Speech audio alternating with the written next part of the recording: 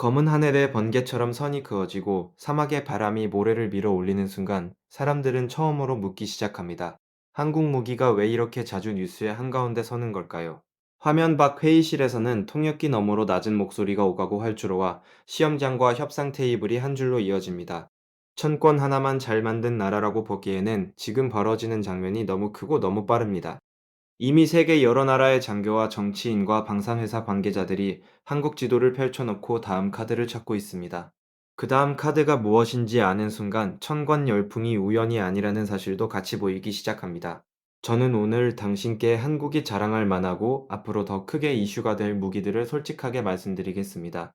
결론부터 말하면 지금 세계가 주목하는 것은 한 개의 무기가 아니라 전장을 묶어내는 한국식 묶음 힘입니다. 하늘을 막는 무기만 있는 것이 아니라 멀리 때리는 무기와 빨리 움직이는 무기와 오래 버티는 무기가 한 세트처럼 움직입니다. 그리고 이 세트가 놀라운 이유는 전시회장의 모형이 아니라 실제 운용과 납기와 가격과 정비까지 같이 팔린다는 점입니다. 쉽게 말해 보여 주기용 장난감이 아니라 당장 부대에 넣어 굴릴 수 있는 물건이라는 뜻입니다. 그래서 중동이 들썩이면 유럽이 고개를 들고 유럽이 흔들리면 아시아가 계약서를 다시 들여다봅니다. 한국 무기는 이제 싸게만 파는 대안이 아니라 빨리 오고 제대로 오고 계속 굴러가는 해답으로 읽히고 있습니다. 그 중심에 천권이 있었다면 그 옆에는 이미 다음 주자들이 몸을 풀고 있었습니다.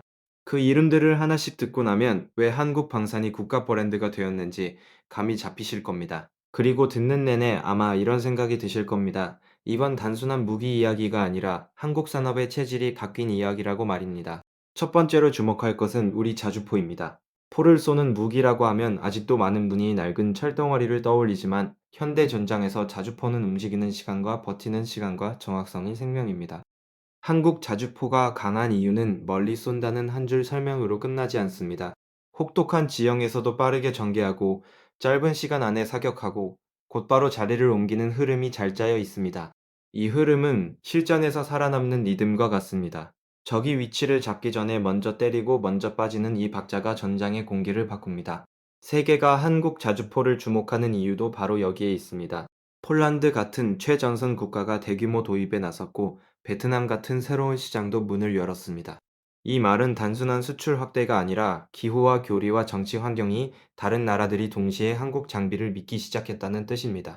더 무서운 점은 이 자주포가 한번 계약되면 탄약 차량 정비 체계 현지 생산 협력까지 줄줄이 이어질 가능성이 크다는 사실입니다. 무기 한 개가 아니라 산업 생태계가 따라 들어가는 구조입니다. 그래서 자주포 한문이 나가는 소리는 사실 공장과 항만과 기술학교까지 흔드는 소리라고 봐야 합니다. 천꽃이 하늘을 지키는 얼굴이라면 이 자주포는 한국 방산의 허리를 떠받치는 뼈대입니다. 화려하진 않아도 가장 오래 벌고 가장 넓게 퍼질 가능성이 큰 무기이기도 합니다. 저는 천관 다음으로 돈과 영향력과 지속성까지 따지면 이 자주포를 가장 먼저 꼽고 싶습니다. 두 번째는 천무 같은 다연장 로켓 체계입니다. 전쟁은 때로 한 발의 정밀함보다 한순간의 압도적인 면적 타격이 필요합니다. 그때 전장을 휩쓸듯 덮는 힘이 바로 다연장 로켓입니다. 천무가 무서운 이유는 많이 쏜다는 단순함이 아니라 다양한 탄종과 운용 유연성으로 전술의 폭을 넓힌다는 데 있습니다. 쉽게 말해 한 나라가 오늘 필요한 공격 방식과 내일 필요한 억제 방식을 한 장비 안에서 조절할 수 있게 해줍니다. 폴란드가 계속 손을 내미는 이유도 그래서입니다.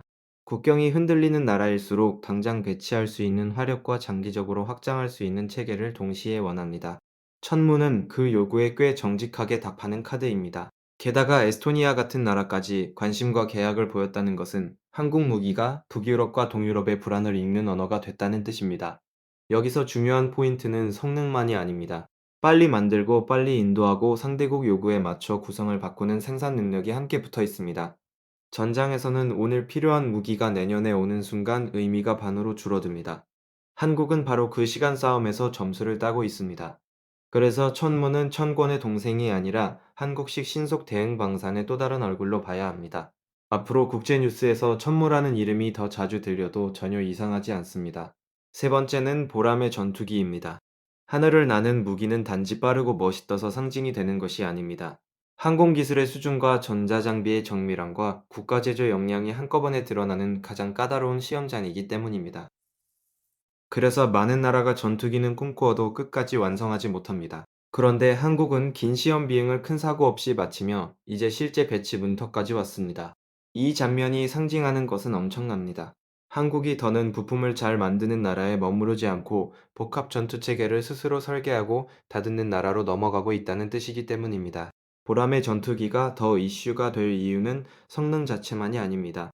동남아와 중동 여러 나라가 차세대 전투기 선택지를 고민할 때 미국과 유럽 외에 현실적인 새 후보가 생겼다는 사실이 시장을 흔듭니다.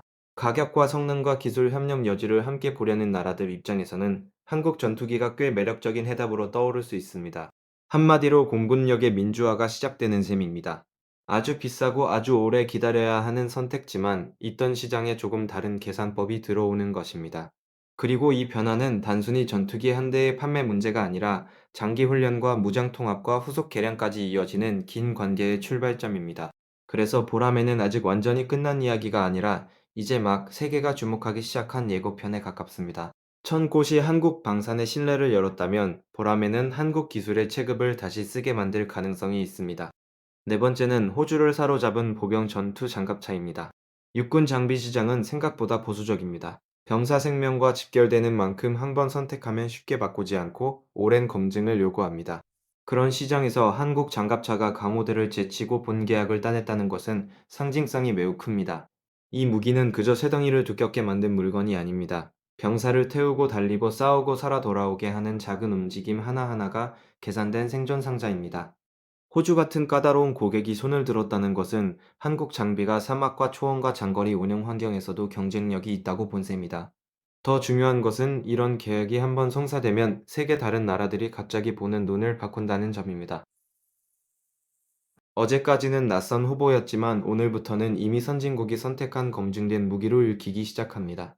무기 시장에서 첫 번째 깃발은 그래서 무섭습니다. 하나가 꽂히면 그 다음 나라는 결정이 쉬워집니다. 마지막으로 존재만으로 뉴스가 되는 초고위력 탄도미사일이 있습니다. 사람들은 이를 두고 괴물이라는 표현까지 쓰는데 핵이 없어도 강한 억제 메시지를 만들 수 있다는 상징이기 때문입니다.